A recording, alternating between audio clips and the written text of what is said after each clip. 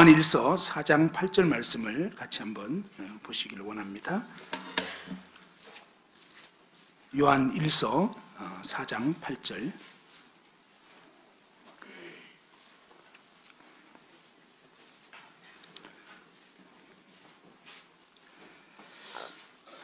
요한일서 4장 8절 말씀 다 같이 한번 읽어 보시겠습니다. 시작. 사랑하지 아니하는 자는 하나님을 알지 못하나니 이는 하나님은 사랑이심이라. 오늘 이 하나님은 사랑이심이라라는 이런 대목을 가지고 함께 하나님의 사랑에 대해서, 삼위일체 하나님의 그 사랑에 대해서 살펴보고자 합니다. 하나님이 어떠한 분이신지를 깊이 알아갈수록 우리는 더 그분을 닮아가게 되는 것 같습니다. 하나님이 우리 인생을 이 하나님 그분의 형상과 모양대로 지었다고 창세기 1장 26절에 나와 있습니다. 사실은 이 타락하기 이전에 하나님께서 우리 인간을 그분의 형상과 모양대로 지은 이유가 무엇일까요? 하나님은 우리 인간이 어떻게 살기를 원하실까요? 그것은 바로 하나님 그분의 그 형상을 담고 하나님 그분의 그 모양을 닮아서, 하나님 그분의 형상을 닮았다는 것은 하나님과의 사귐을 통해서 그분을 닮은 모습이 우리에게서 나타나기를 원하셨을 것이라고 생각이 됩니다. 또한 하나님 그분의 모양대로 지었다는 것은 바로 그분이 우리 인생 안에 알맹이가 되시고 중심이 되시고 원천이 되셔서 정말 그분의 어떠하심이, 또 그분의 그 능력이 우리의 삶을 통해서 나타나서 그분의 그 생명이 흘러넘치는 그러한 저희들이 되기를 원하신 것이라고 여겨집니다. 성경에서는 보면 이 하나님은 사랑이시다라고 했는데, 이 삼위일체 하나님이 영원 전부터 사실은 이 삼위일체 하나님 사이에는 온전한 그 사랑, 그죠? 하나님이 어떤 분인가라고 할 때 굉장히 다양한 어떤 면들이 있겠지만 궁극적으로 혹은 결정적으로 표현한 그 한 단어가 바로 하나님은 사랑이시다, 이렇게 말씀을 하신 것입니다. 그러나 어떤 면에서 보면 안타깝게도 정말 이 하나님의 그 사랑을 내가 얼마나 알고 있나? 또 그 사랑을 내가 얼마나 지금 그 하나님의 사랑을 알고 경험하고 누리면서 이 사랑이 나에게서 그 흘러나오고 있나? 이런 부분에 대해서 생각해 볼 때 참 이 하나님의 사랑을 우리가 좀 더 깊이 참 알아야 되는 그런 그 마음이 있습니다. 사실은 저부터 이 하나님 사랑을 깊이 잘 이렇게 알지를 못하는 것 같고, 이제 조금 알아가고 있는 것 같긴 합니다. 오늘 어쨌든 이 삼위일체 하나님이 어떻게 우리를 사랑하셨는가, 그 부분에 대해서 함께 생각해 보려고 하는데요. 첫 번째로는 이 아버지 하나님이 어떻게 우리 인생을 사랑하셨는가 생각해 보기를 원합니다.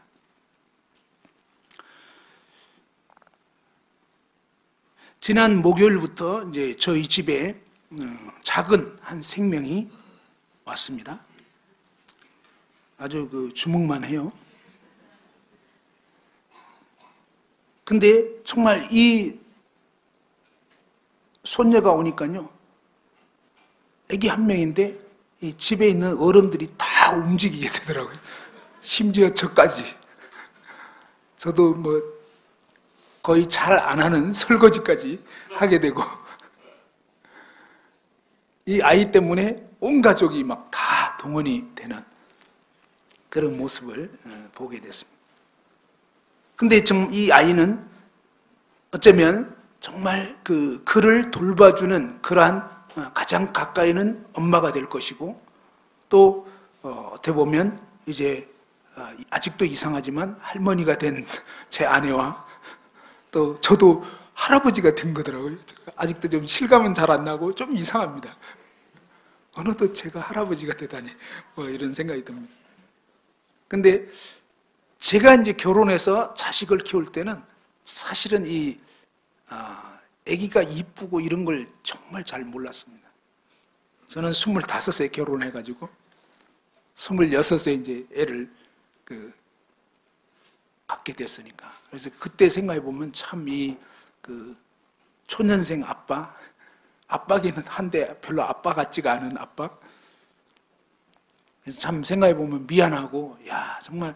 근데 저희 사위와 딸을 보니까 그렇지가 않더라고요. 참 이뻐하고 사랑해주고. 근데 사위도 와서 보니까 애를 진짜 잘 보는 거예요. 저는 아직도 이 애기 안는 것이 어색합니다. 잘 못하겠어요. 좀 적성에 잘 안 맞아요.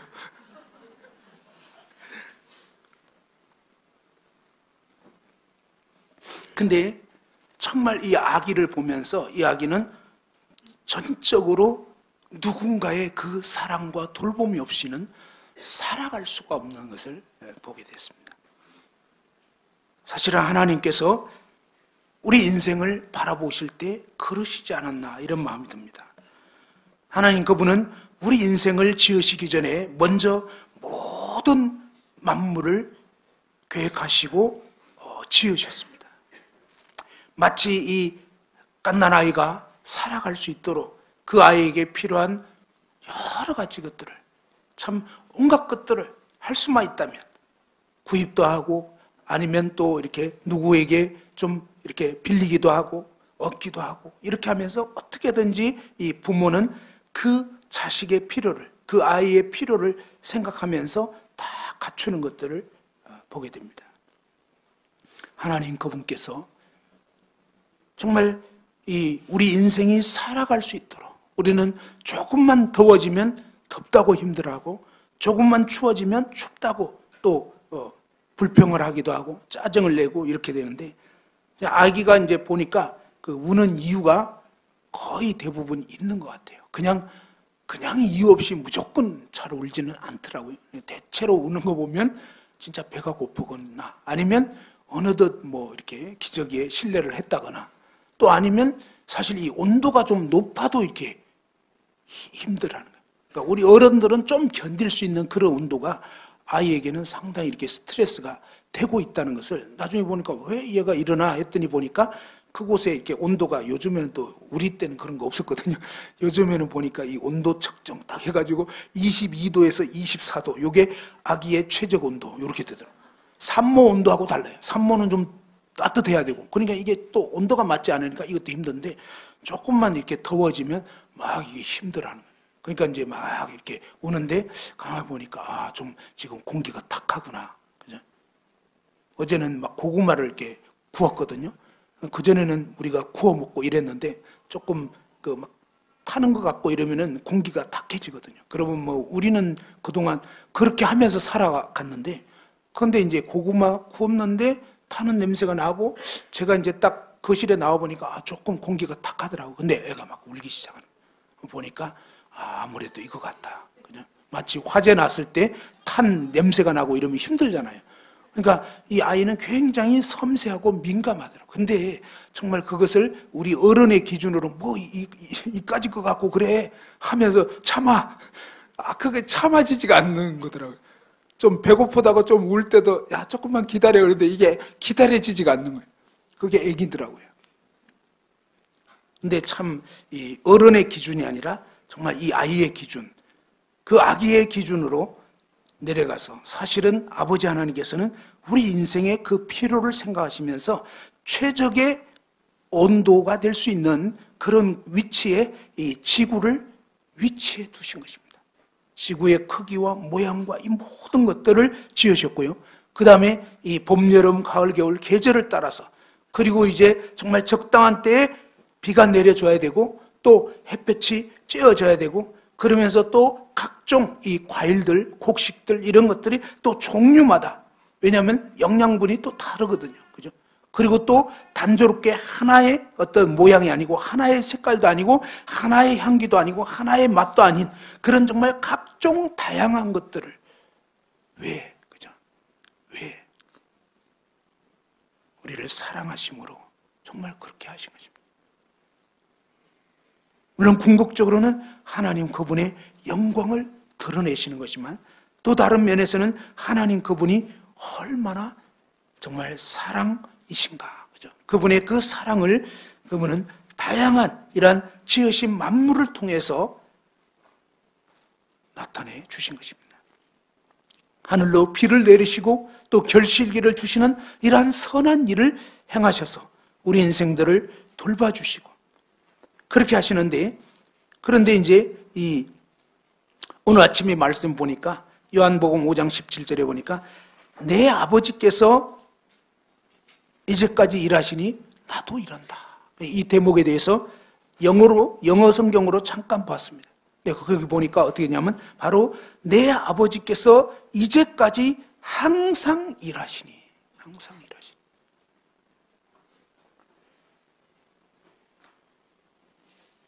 하나님이 그냥 일하시다가 조금 쉬시다가 이게 아니더라고요. 하나님은 정말 쉬지 않으시고 일하시는. 제 아내가 어제 그러다. 어제 뭐라 하냐면 막 발바닥에 불이 나는 것 같다. 이렇게 얘기했어요. 딸을 생각하니까 계속 이 아이의 필요를 위해서 막 뭐 삶아야 되고요. 막 젖병 삶아야 되고, 그 다음에 또 뭐 그냥 산모 음식 준비해야 되고, 막 그냥 너무 바쁜 거예요. 어제, 그제, 막 이렇게 됐는데, 근데 정말 이 하나님 아버지께서 우리 인생들을 사랑하시고, 우리 인생들이 이 하나님의 거룩한 뜻을, 명령을 거역해버렸을 때, 선악과 먹어버렸을 때, 사실은 하나님이 창조하시고 안식일을 제정하셨지만, 그래서 창세기 2장 4절에 보면 하나님이 지으시던 모든 일이 다 맞춰졌기 때문에 하나님이 이 일곱째 날을 복 주셨다 그랬습니다. 그래서 이제 쉬시고 그러면서 뭡니까? 이 안식일을 제정하시게 되었지만 실제적으로 이 하나님의 안식이 창세기 3장 인간이 범죄하자마자 깨져버렸습니다. 인간이 범죄하게 됐을 때 마치 정말 어떤 아이가 정말 유리잔을 확 놓쳐가지고 깨뜨려 버렸을 때, 이 유리 조각이 막 산소 조각이 나 있을 때, 그때 아빠 엄마는 더 이상 쉴 수가 없는 것입니다. 제 아내가 그러더라고요. 사실 제 아내는 지금 갱년기거든요. 밤에 잘 때 보면 막 땀이 났다가 추웠다가 막 왔다 갔다 합니다. 그리고 어깨도 아프고 그 다음에 이 손은 예전부터 좀 안 좋습니다. 근데 무슨 얘기를 하냐면 손 아플 겨를이 없다는.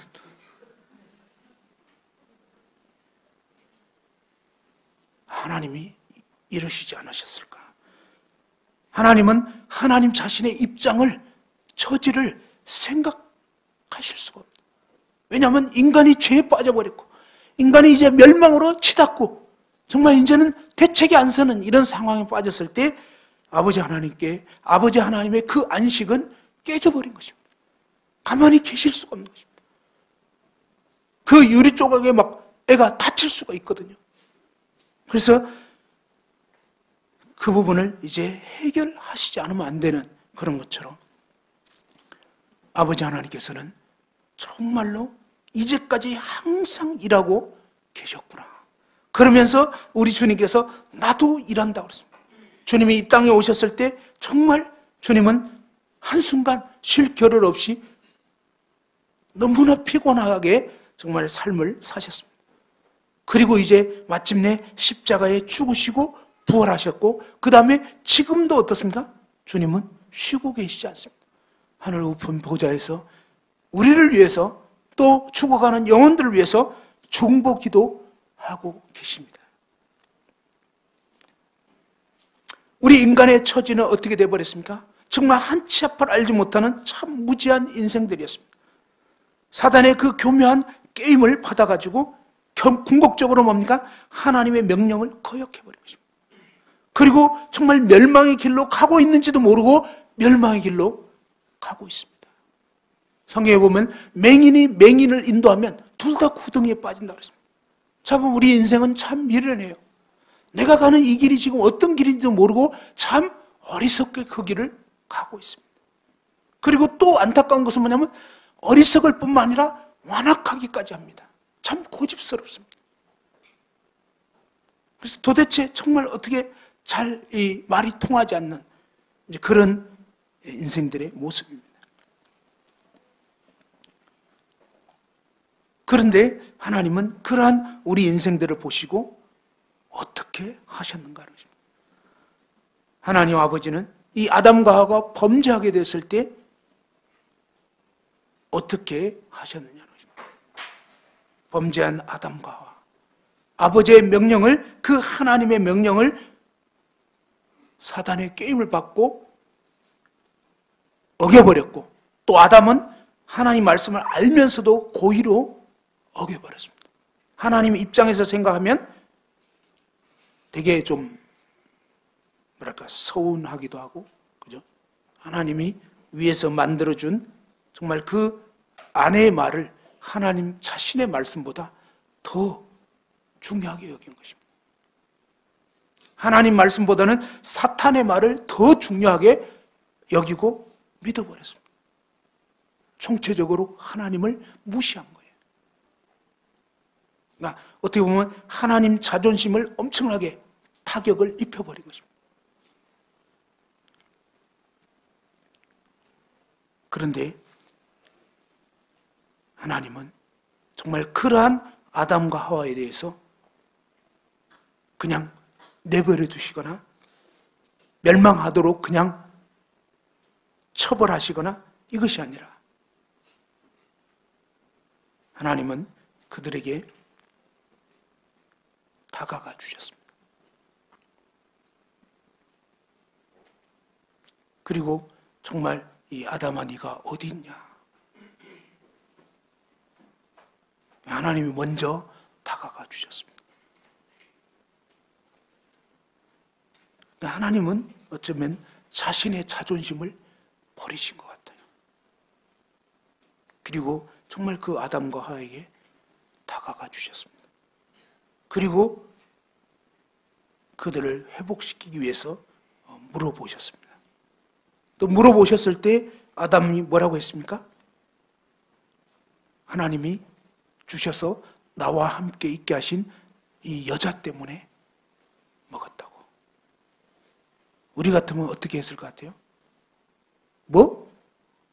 내가 만들어줄 때는 뭐라 그랬어? 내 뼈 중에 뼈고 살 중에 살이라고 엄청 좋아했잖아요. 근데 이제 와서 네가 잘못해놓고 나한테 핑계를 대? 이런 괘씸한. 그럼 어때요? 너는 국물도 없다. 이게 우리의 육신 아닐까요? 예, 우리 육신은 그렇습니다. 뭐 어느 정도까지는 봐줄 수 있어. 근데 아버지 마음은 그게 아니었습니다. 하나님 마음은 그러지 않았습니다. 하나님은 아담과 하와가 핑계대는 거 다 하셨습니다. 그렇지만 하나님은 정말 어떤 의미에서 하나님 마음은 사실 그 잘잘못을 따지려고 하는데 하나님 마음이 있는 것이 아니었습니다. 하나님 마음은 정말 이 아담과 하와를 살리시고자 하는, 그것이 뭐예요? 사랑이라는 것입니다. 사랑은 어떤 의미에서 이 허다한 허물을 덮는 것이었습니다. 하나님이 바로 그와 같이 이 아담과 하와에게 다가와 주셨고, 그리고 이제 뭐냐면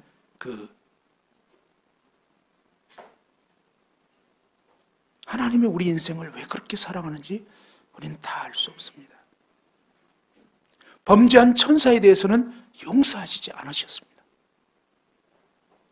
그런데 하나님이 우리 인생에 대해서는 정말로 사랑하시고 또 기회를 주시고 또 때로는 아시면서도 그냥 넘어가 주시고 로마서에 보면 간과하셨다 그랬습니다. 그죠? 그 허물을 그냥 간과, 일단은 넘어가 주시는 것이었습니다. 사실 다 따졌다면 그냥 그 자리에서 죽을 수밖에 없는 것입니다. 그 핑계된 것을 낱낱이 드러내가지고 그대로 적발했으면 아무도 설 수가 없는 것입니다. 물론 그런 날이 옵니다. 마지막 심판 때. 그때는 아무도 핑계할 수 없습니다. 그러나 하나님이 정말 오래 참으시고 기다려주시고 우리를 정말, 근데 하나님의 뜻은 무엇입니까? 우리로 그분의 그 거룩하심에 참여케 하시는 것입니다. 하나님의 이 사랑의 궁극적인 목적은 그분의 영광 가운데 거하는 것입니다. 그냥 대충 아무렇게나 살고 죄도 괜찮고 이건 아니죠. 하나님 말씀에 보면 하나님의 성품의 가장 대표적인 두 측면이 있다면 하나님 그분의 이 거룩하심, 하나님의 그 공의의 측면이 있고 하나님의 그 자비와 사랑, 이것이 사실은 하나님은 어느 한 부분도 뭐예요? 양보하거나 타협할 수 없는 하나님 그분의 그 거룩하심, 공의로우심과 하나님의 그 자비하심과 사랑, 이것이 정말 이렇게 하나님은 너무너무 놀랍게 이 양면이 어느 하나도 훼손되지 않는 그 온전한 하나님의 어떠하심이 성경에 나타나 있습니다. 범죄한 죄로 또 죄 가운데 거하는 그대로는 하나님과 교제할 수 없습니다. 하나님이 그 가운데 있는 상태에서는 하나님의 그 거룩하심에 들어갈 수가 없습니다. 하나님 빛이시기 때문에 하나님의 그 거룩에 용납할 수가 없습니다. 너무나 엄미하신 그 하나님은 단 하나의 죄도 용납하실 수가 없는 것입니다. 그런데 정말 너무나 사랑이신 그 하나님은 그러나 범죄한 우리 인생들을 그럼에도 불구하고 하나님의 그 품에 거하실 수 있도록 하시기 위해서 하나님은 자신의 수고를 아끼지 않으십니다. 모든 것을 동원해서 하나님의 이 사랑을 나타내 주신 것입니다. 결국은 인간을 죄로 이끌었고 또 정말 하나님을 대적했던 이 원수 마귀에게 내가 너로 여자와 원수가 되게 하고 너의 후손과 여자의 후손이 원수가 되게 하리니 여자의 후손은 너의 머리를 상하게 할 것이고 너는 그의 발꿈치를 상하게 할 것이라고. 하나님 그분께서 정말 이 죄로 이끌었고 끊임없이 인간을 거짓으로 파멸로 이끌었던 이 원수 마귀를 어떻게 징벌하실 것인가를, 어떻게 처리하실 것인가를 분명하게 말씀을 하셨습니다. 그리고 이 여자의 후손을 통해서 사단의 괴계를, 사단의 그 권세를 깨뜨리시고 마귀에게 붙들려 있는 우리 인생들을 이 하나님 나라로 옮기실 것을 예언해 주셨던 것입니다. 창세기 4장에 가보면 가인의 모습을 볼 수 있습니다. 가인과 아벨, 하나님의 그 뜻대로 짐승의 제사로 나왔던 아벨과 하나님 말씀을 알고도 거역했던 가인, 그리고 시기심에 의해서 오히려 정말 이 동생 아벨을 쳐 죽여버리는, 회개할 기회가 주어졌지만 회개할 것을 거부하고, 그리고 하나님을 등지고 살아가는 그 인생의 두려움 가운데서 대인공포증, 정말 정처 없는 그 유리방황할 그 인생, 아벨이 죽임을 당하실 때는 하나님이 잠잠히 침묵하셨습니다. 그저 바라만 보고 계셨던 것입니다. 그런데 가인이 비명 행사할 것에 대해서는 하나님이 안타까워하시고 아무에게나 죽임을 당하지 않도록 표를 주셨습니다. 아무리 해도 이해할 수 없지 않습니까? 정말 악한 이 가인을 사실 당장에 처벌해 버리는 게 마땅할 것 같은데 정말 거룩하고 의로웠던 아벨은 죽임 당하는데도 그냥 지켜만 보고 계셨습니다.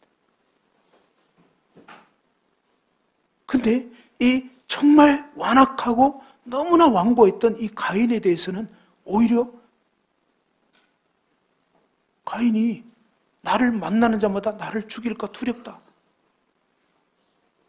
저 같으면 야, 네가 죄를 지었으니까 그건 마땅한 거지. 그렇게 말하지 않았겠습니까? 그리고 네가 죄를 지어놓고 이제 와서 뭐 그게 두렵다고? 말하자면 당해도 싸! 라고 하지 않겠냐고요. 그런데 아버지 하나님 마음은 그게 아니었습니다. 어떤 사형수가 있습니다. 어떤 살인범이 있습니다. 근데요, 정말 희한한 게 있습니다. 그게 뭐냐면 그 살인범의 아버지, 어머니는 그를 사랑한다는 것입니다. 살인한 것이 잘한 게 아니죠. 그건 정말 악한 행위를 한 것입니다. 그런데 그 부모에게 있어서는 그래도 그는 자식이라는 것입니다. 하나님 아버지 마음이 그렇다는 것입니다. 하나님 아버지에게는 아벨도 자식이요 가인도 자식입니다. 그래서 디모데전서 2장 4절에 보면 하나님은 모든 사람이 구원을 받으며 진리를 하는 데 이르기를 원하신다고 하는 겁니다. 하나님은 참으로 모든 사람이 구원받기 원합니다. 진리를 알기를 원하십니다. 아무도 멸망하지 않기를 원하십니다.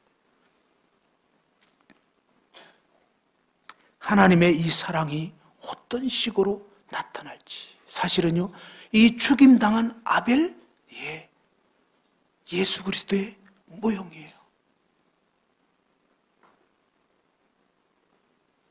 악인의 손에 무참하게 죽임을 당하는 그 아들의 모습이 나타나 있는 것입니다. 창세기 22장에 보면 아브라함에게 하나님이 아브라함을 시험하려고 이렇게 말씀하셨죠. 네 사랑하는 독자 이삭을 내가 지시하는 그 땅으로 가서 번제로 바치라. 근데 누구에게 이 말씀하셨냐면 하나님의 벗이라고 했던 아브라함에게.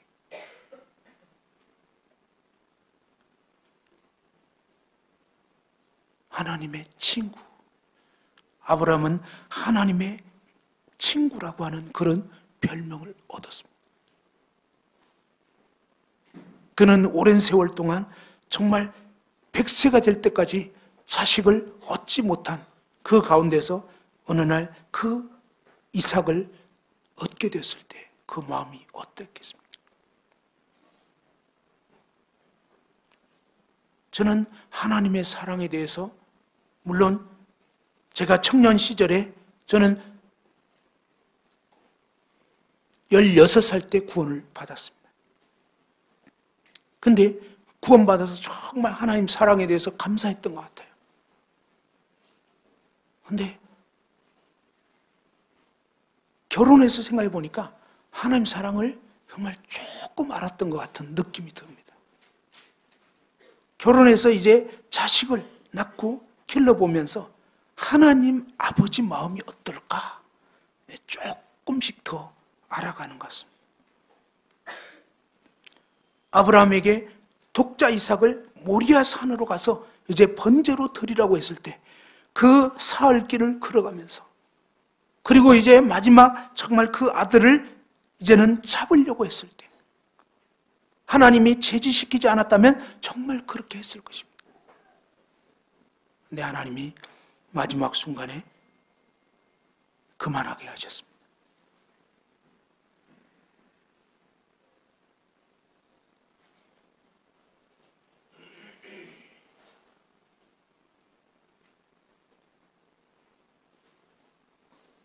참 인간이 정말 자식을 낳아봐야 부모의 마음을 안다 그러는데 진짜 그런 것 같아요. 아버지가 되기 전에는 아버지가 왜 그렇게까지 얘기했는지. 철없던 시절에 저는 참 노는 게 좋더라고요. 그냥 시간만 나면 놀고 싶은 거. 근데 아버지는 이상한 말씀 하시는 거예요. 저만 보면 공부하라고 했거든요. 그때는 진짜 한마디도 들어오지 않고 그렇게 얘기하시는 그 아버지가 부담스러운 존재였습니다. 근데 제가 결혼하고 나서 저도 그렇게 하고 있더라고요. 왜 그러겠어요? 사랑하니까. 근데 이 방법이 잘못됐더라고요. 사랑하는 마음은 사실인데 방법이 잘못된 거예요. 저는 오랫동안 참 이 잘못된 방법으로 정말 미숙한 아빠가 되어서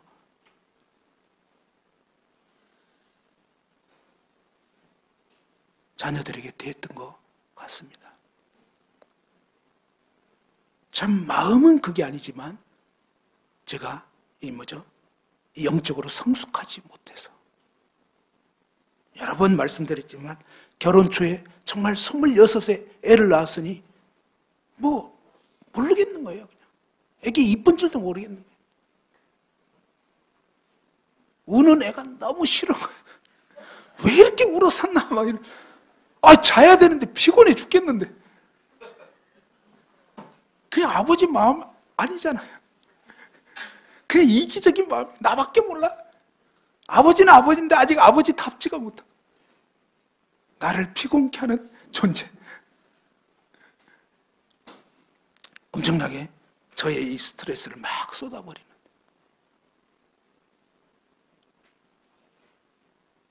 그러면서도 분명한 거 한 가지 있습니다. 학예 발표회 때는 꼭 내 자식만 보이더라고. 그게 뭐예요? 그게 어쨌든 사랑인 거예요. 근데 우리가 뭐예요?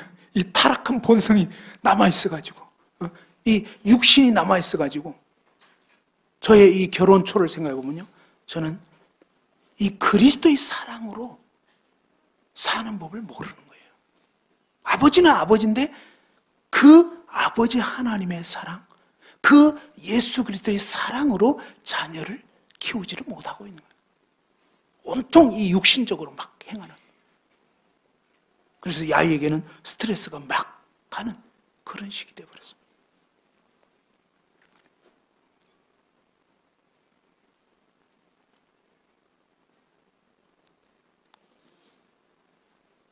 손녀를 보니까 이쁘더라고. 그래서 할아버지 정도는 돼야 조금 이제 사람 돼가는 것 같은 생각이 오히려 반대로 들더라고요. 이제 지금 애를 키우면 그래도 예전보다는 훨씬 낫겠다 이 생각은 드는데 하나님은 또다시 그렇게 해보게 하는 게 아니라 한번 살게 하시는 것 같아요. 그래서 한번 살 때 잘 배우고 이렇게 해야 되는 것 같아요.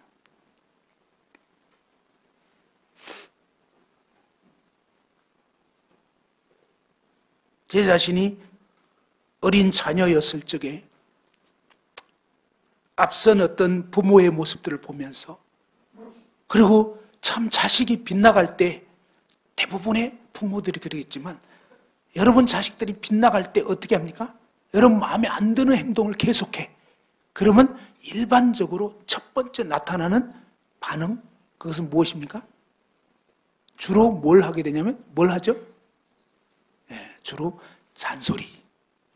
근데 알아야 되는 것은 잔소리는 거의 전혀 효과가 없다는 걸 알아야 되는데 참 이상해요. 효과 없는 그 일을 우리는 하더라고요.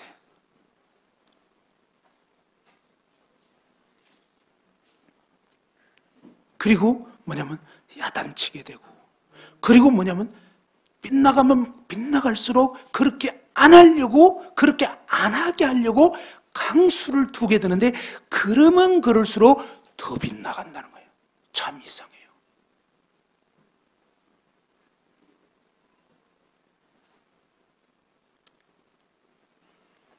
마음은 그게 아니잖아요. 정말 내 자녀가 잘 되기를 바라서 하는 건데 결과는 갈수록 악화가 되는 것입니다. 왜 이렇게 될까요? 우리가 이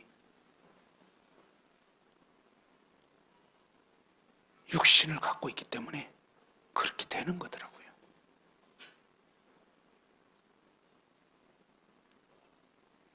그래서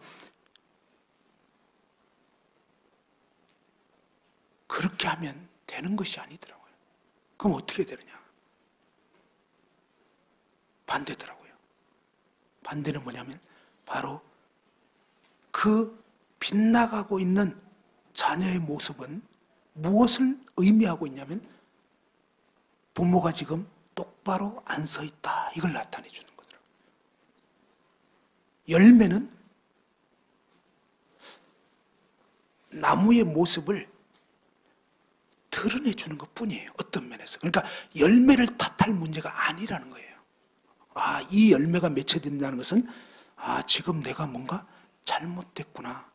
그죠? 그걸 깨달아야 되는 거예요. 그래서 오히려 이 자식을 탓하기에 앞서서 먼저 뭐예요? 부모가 하나님 앞으로 돌이켜야 되는 거더라고요. 저의 삶을 보니까 그렇더라고요. 그래서 정말 이 자식을 막 탓하고 그 잘못된 길에서 돌이키게 하려고 무지 애를 쓰고 압력을 가해도 해도 안 되는 그 막판에 하나님 앞에 엎드렸어요. 그랬을 때 하나님이, 저는 이 자식이 문제인 줄 알고 계속 하나님께 아랬거든요. 근데 주님이 어느 순간에 너는 어떠냐? 자식이 뭔가 내 기준에 맞지 않는 어떤 삶을 살 때 저와 여러분의 마음에 드는 생각이 뭐죠? 좋은 마음? 사랑스러운 마음? 그런가요? 여러분은 그럴지 모르겠어요. 저는 안 그랬어요. 내 기준에 안 맞고 그냥 이렇게 집에 딱 들어왔는데 애가 이상한 행동을 해. 그러면 어때요? 일단 신경이 안 좋아. 예민해져. 그죠? 딱 짜증나기 시작하면서 이게 신경이 딱 흔들려지는. 말은 안 할 수 있어요. 참 자식들은 되게 예민하더라고요. 뭘 잘 알아. 엄마가 설거지하면서 막 이렇게 그릇을 조금 요란하게 설거지한 거예요. 그럼 벌써 뭐예요? 내가 지금 하는 행동에 대해서 무언의 그 압력을 가하고 있다는 게 느껴진대. 그리고 뭐냐면 어느 날 그냥 지나치면서 아무 말도 안 했는데 거실로 싹 지나가는데 그 지나가는 횟수가 좀 많았다는 거예요. 말은 안 하지. 근데 뭐라 하냐면 되게 눈치가 보였다는 거예요. 집에 있는데 집에 있는 것이 불편했다는 거예요. 뭐가 불편했냐고 따지면요, 얘기가 잘 안 나와. 그냥 말은 잘 못하겠어. 통계 수치로 뭐라고 말 못해. 왜? 그냥 기분이 그랬다는 거예요. 이것만큼 어려운 게 어디 있어요? 그렇지만 뭐 기분이 그랬다는데, 느낌이 그랬다는데.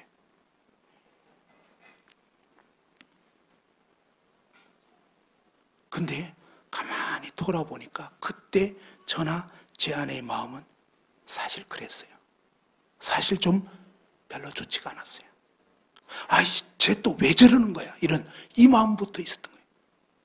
그래서 주님은 그런 상태에서 아이를 책하고 나무라게 되면요, 거의 10중 8구는 빗나가게 된다는 거죠. 그러면 하나님이 원하신 거면요, 그 빗나가는 아이의 모습을 보고 뭔가 이상하네 하면서 바로 나 자신을 돌아보기를. 사실 저희에게는 이 육신이 남아있어서 이런 부분에서 이 육신대로 살 것인지 아니면 성령의 먼저 내 자신이 다스림을 받고 성령께서 뭐라고 하는지, 그래서 주님 앞에 엎드렸을 때 주님이 세미하게 저에게 너는 어떠냐? 처음에는 무시했어요. 근데 두 번, 세 번 성령께서 제 마음 깊숙이 너는 어떠니? 너는 요즘 어때? 라고 하시는 그 말씀이 들려지는 것 같았어요. 그래서 어느 순간 나는 어떻지? 보니까 제 상태가 바르지가 않더라고요.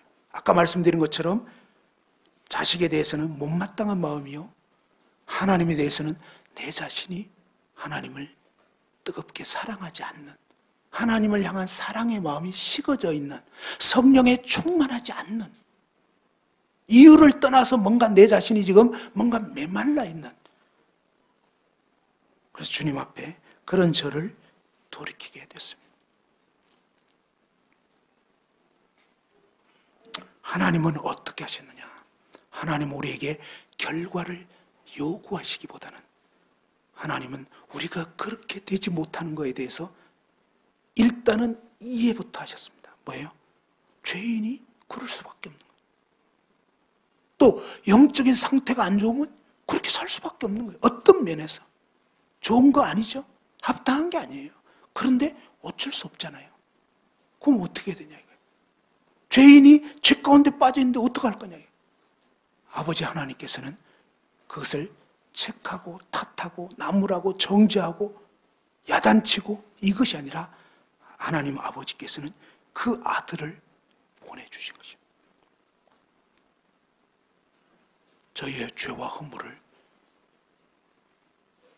그 아들을 통해서 대신 담당해 주셔서 그분의 그 은혜와 사랑을 나타내 주시고 그분의 그 거룩하심에 참여케 될 수 있도록 우리의 모든 죄와 허물을 사해 주신 거죠.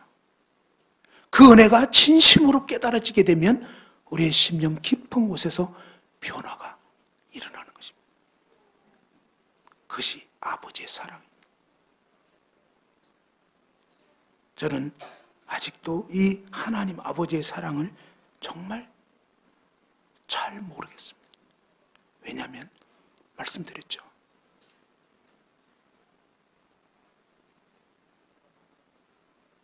누군가가 자식이 잘못해서 사형을 당해야 될 처지에 있다면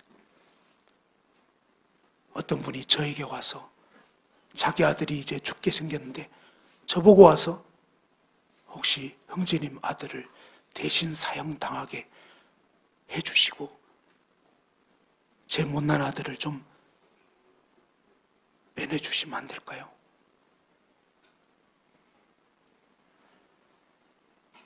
저는 다시 한번 말씀드립니다. 제발 그런 부탁은 저한테 하지 말아주시기 바랍니다. 제가 그 말 들어도 저는 못해요. 저는 안 해요. 저는 정말 못할 것 같아요.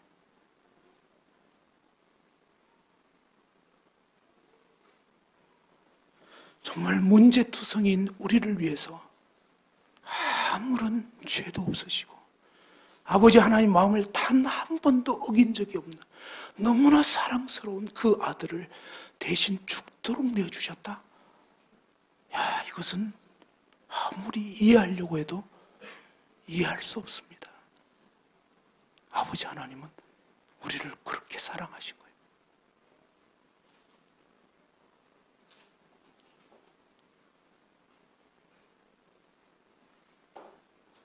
맨 앞에 있으니까 우리 최석 형제님한테 그죠? 이 사랑스러운 최민이 대신 좀 죽게 해주면 안 되겠냐고 하면은 최석 형제는 진짜 사랑이 많은 것 같아요. 좀 약간 가능할지도 모를 것 같아요. 가능하겠습니까? 예, 안 된대요. 저랑 똑같아요. 근데 정말 뭐 이렇게 사랑스러운 자식만 그러겠습니까? 말 안 듣는 자식이라도 누군가가 그렇게 얘기한다면 하겠냐고. 안 돼요. 그래도 내 자식이거든. 근데 하나님 아버지께서 우리를 그토록 사랑하십니다. 그래서 성경에서는 달리 표현할 말이 없는 것 같아요. 하나님의 세상을 이처럼 사랑하사. 예, 하나님은 사실은 오늘 이 자리에 있는 저와 여러분 한 사람 한 사람을, 예, 여러분이 영적으로 잘 살든 못 살든 정말 분명한 사실 하나가 있습니다. 그건 무엇입니까? 하나님은 여러분을 자신의 하나밖에 없는 아들을 내어주실 정도로 사랑하신다는 것입니다. 예, 사실입니다. 사탄은 우리에게 끊임없이 정죄합니다. 네가 그따위로 살면서 무슨 그 말도 안 돼 라고 할지 모르지만, 그러나 성경은 진리입니다. 사실이에요. 하나님은 저와 여러분 한 사람 한 사람을 그토록 사랑하신다는 거예요. 두 번째로 생각해 볼 수 있는 것은 뭡니까? 아들 예수 그리스도의 사랑입니다. 이 예수 그리스도는 정말 교회의 신랑이라고 하시잖아요. 신부된 교회를 사랑하셔서 어떻게 하셨습니까? 아버지 하나님의 뜻을 따라서 정말 내가 처자를 사랑하니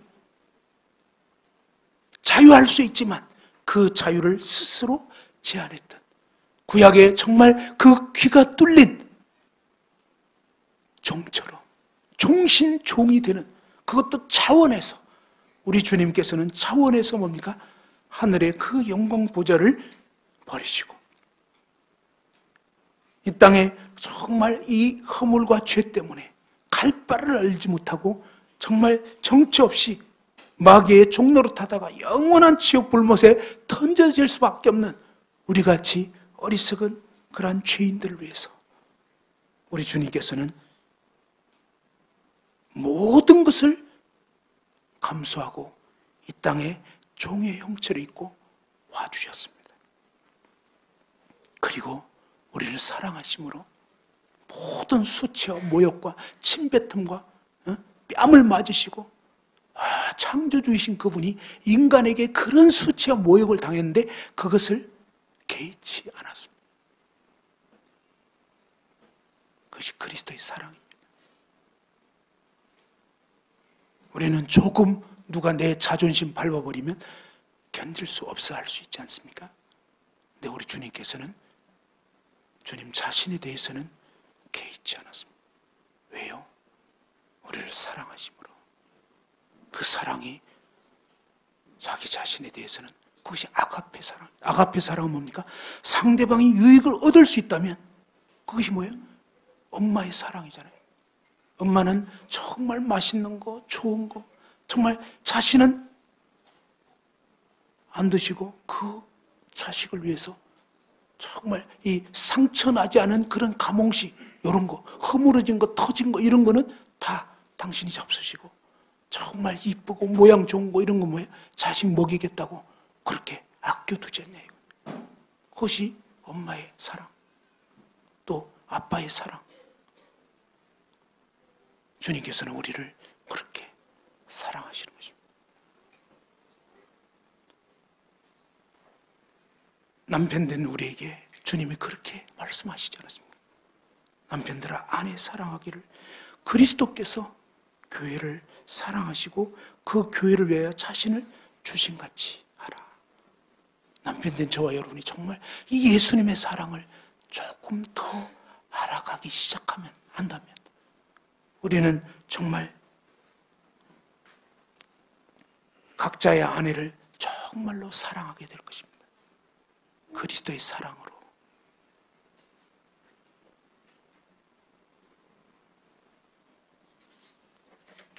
성령께서는 어떻게 우리를 사랑하십니까? 우리 주님께서 이 땅을 가시기에 앞서서 요한복음 14장에 보면 주님께서 내가 아버지께 구하겠으니 그가 또 다른 보혜사를 너희에게 주사 영원토록 너희와 함께 있게 하리니 그는 진리의 영이라고 그랬습니다. 그는 너희와 함께 거하심이고 너희 속에 계시겠습니다. 우리 주님의 마음은 이제 주님이 세상을 떠나게 되실 때, 육체적으로 더 이상 제자들과 함께 할 수 없을 때 그 제자들의 안위에 대해서 걱정하신 것입니다. 그들이 이제 정말 목자 없는 양같이 유리방황할 수 있는 그 모습을 보시고 안타까워하시면서 주님은 대책을 마련하신 것입니다. 어떻게 해요? 아버지께 간구하셔서 정말 이 성령님을 또 다른 보혜사, 주님과 똑같은 근데 다른, 주님과 동일하신데 다른, 그리고 주님께서 뭡니까? 그가 모든 것을 가르치고 내가 너에게 말한 모든 것을 생각나게 해 주실 것이다. 보혜사 성령께서 그가 나를 증언하실 것이다. 그리고 주님께서는 내가 떠나가는 것이 너에게 오히려 유익이다. 내가 떠나가야만 보혜사가 너에게 오실 것이기 때문에, 그죠? 주님이 가시게 되어야 이제 보혜사 성령께서 오시는데, 놀라운 것은 뭐냐면 이 보혜사 성령님은 이제 믿는 성도 한 사람 한 사람 안에 내주하시게 된다는 것입니다. 그 다음에 놀라운 것은요, 이 성령님은 영원히 떠나지 않는다는 것입니다. 우리 주님이 육체로 계실 때는 그 주님이 제한을 받고 계시기 때문에 그 12명의 제자들에게 12분의 1로 밖에는, 또 주님이 갈릴리에 계실 때는, 그죠? 유다 지역이나 이런 데서는 그 주님의 어떠하심을 볼 수가 없는 것입니다. 제한되어 있는 거죠. 그런데 이제 뭡니까? 예수 그리스도 그분이 성령으로 사실은 믿는 성도인 저와 여러분 한 사람 한 사람 안에 거하시게 된다는 거죠. 그런데 문제는 뭡니까? 이 성령께서 우리에게 어떻게 그분의 사랑을 나타내시느냐. 성령님은요, 사실은 자신을 드러내지 않으시는 것입니다. 마치 어머님처럼, 어머님은 자신을 드러내지 않잖아요. 일반적으로 우리 옛날 어머니들 보면 정말 그렇습니다. 모든 수고를 아끼지 않고 음식 남은 음식 거의 처리하시고 그러잖아요. 맛있는 거 좋은 거는 다 남편과 자녀들에게, 그리고 모든 수고를 아끼지 않으면서도 뭐죠? 자신을 드러내지 않고, 바깥 사람, 그죠? 바로 이 남편을 높이고, 안 사람 그냥 안에 감춰져 있는. 그리고 정말 당신은 못 잡수셨어도 남편과 자녀들이 맛있는 거 먹고 좋아하면 그것으로 인해서 만족해하고, 성령님께서는 마치 그런 것 같아요. 그리고 한순간도 떠나지 않으시고 함께 해주시는 겁니다.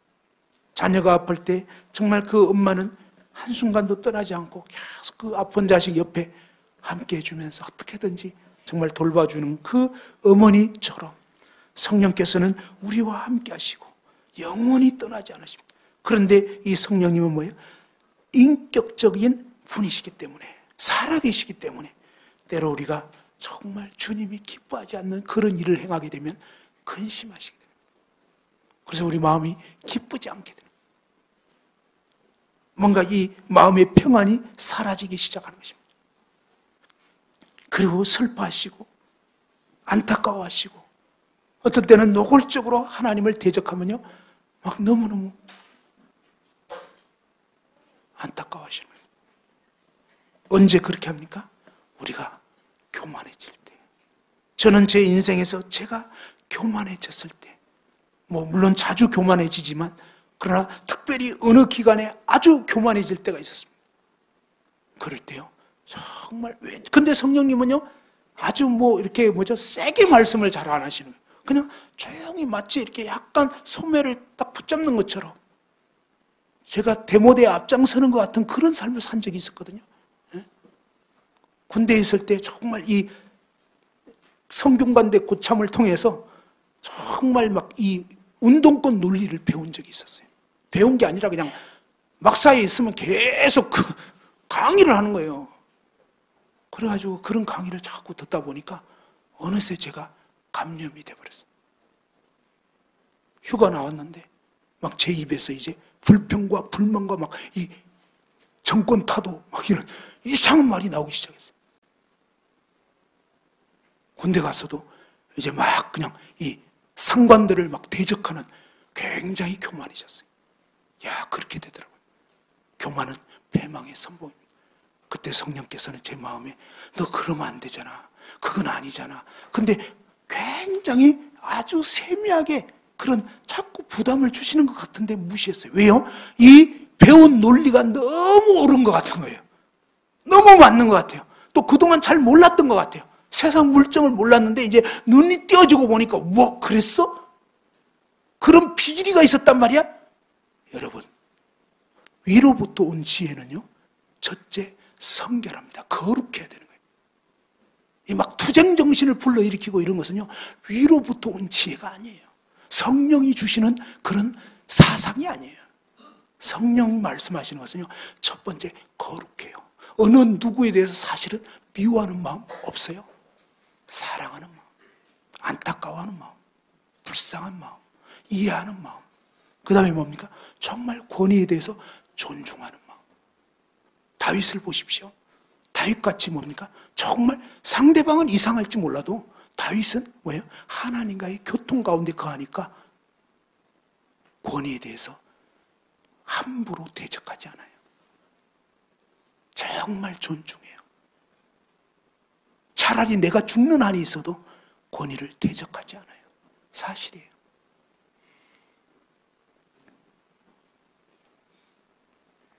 성령께서는요, 말없이 때로는 정말 조용히 우리 자신을 돌아보게 하는 것입니다. 성령님의 역사, 하나님의 역사는요, 나 자신을 하나님 앞에 돌아보게 하는 것입니다. 사단의 역사는 뭡니까? 나의 어떠함에 대해서는 신경 쓰지 않게 하고 뭐예요? 다른 사람과 다른 문제에 초점을 두게 하는 것입니다. 제가 그런 식으로 막 살았을 때 한 6개월을 그렇게 하고 나니까 정신이 나가버린 것 같았어요. 막 이상해지더라고요. 이제 말씀을 받아요. 말씀이 들어오지가 않는 거예요. 영적으로 우리 황폐해지면요, 하나님 말씀이 안 들어옵니다. 그게 특징이에요. 그럴 때 이제 모든 이론을 다 내려놓고 각자가 골방으로 들어가서 하나님 앞에 엎드리는 게 필요합니다. 하나님, 뭔가가 이상하네요. 뭔가 이상해진 것 같습니다. 어디에서 잘못됐는지 하나님 저를 고쳐주십시오. 하나님 저를 변화시켜 주십시오. 그리고요, 성령께서 하시는 일을 제대로 하시게 되면요, 확연히 구분이 됩니다. 뭐냐면 사도행전 3장에는 보면 시간 관계상 찾지는 않겠습니다. 베드로와 요한이 성전에 올라가다가 뭐예요? 성전 미문에 앉은 안전뱅이를 보게 됐잖아요. 그때 뭡니까? 막 구걸하는 그 모습을 보면서 베드로가 성령이 충만해져서 충만한 가운데서 뭡니까? 은과 금은 내게 없지만 내게 있는 것으로 내게 주노니 곧 나사렛 예수 그리스도 이름으로 일어나 걸으라. 그래서 뭡니까? 이 안전뱅이가 그냥 벌떡 일어나게 됐잖아요. 그러면서 막 하나님을 찬양하게 됐잖아요. 근데 사람들이 어떻게 됐습니까? 누구를 주목하게 됐죠? 예? 그 일이 일어났을 때 예수님 주목했나요? 아니잖아요. 베드로를 주목한 거예요. 왜? 베드로를 통해서 역사가 일어났거든요. 근데요, 베드로가 일으켰을까요? 그런 것 같아요. 그죠? 왜? 베드로가 얘기를 했잖아요. 근데 실제는 뭐였죠? 실제는 그게 아니었어요. 진짜는 뭐냐면 베드로를 통해서 뭐예요? 베드로가 얘기를 했거든요. 사람들이 막 자기를 주목하고 이러니까 베드로와 요한을 주목하면서 막 그러니까 베드로가 뭡니까? 왜 우리를 주목하냐? 하나님 그분께서 나사렛 예수를 영화롭게 하셨다. 예수로 난 이 믿음 때문에 뭐예요? 이 안전뱅이가 고침을 받게 된 거예요. 정말이에요. 우리에게서 일어난 모든 사역의 결과, 그 열매는요, 주님 때문에 된 거지 저와 여러분이 잘나서 된 거 하나도 없습니다. 아무리 은사가 있어도요, 은사로 되는 게 아니에요. 물론 은사로 되는 것도 되는 거지만 은사 자체로 되는 것이 아니라 은사를 주신 하나님 때문에 되는 거예요. 아무리 은사가 있어도요, 하나님이 역사 안 해주시면 아무 소용없습니다. 정말이에요. 우리가 주님을 망각하게 되면요, 영광을 가로채기 시작합니다. 저도 그렇습니다.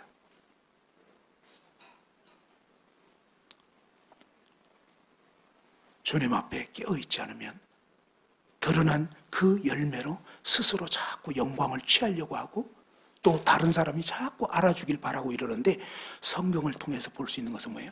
베드로와 요한이 성령이 충만했을 때는 어떻게 했습니까? 영광을 자신에게 돌리지 않는 것입니다. 굉장히 두려워합니다.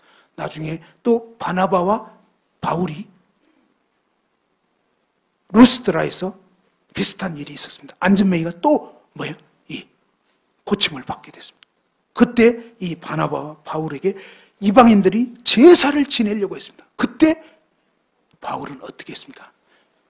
바나바는 어떻게 했습니까? 자기들의 옷을 찢어버렸습니다. 예, 이게 진짜예요.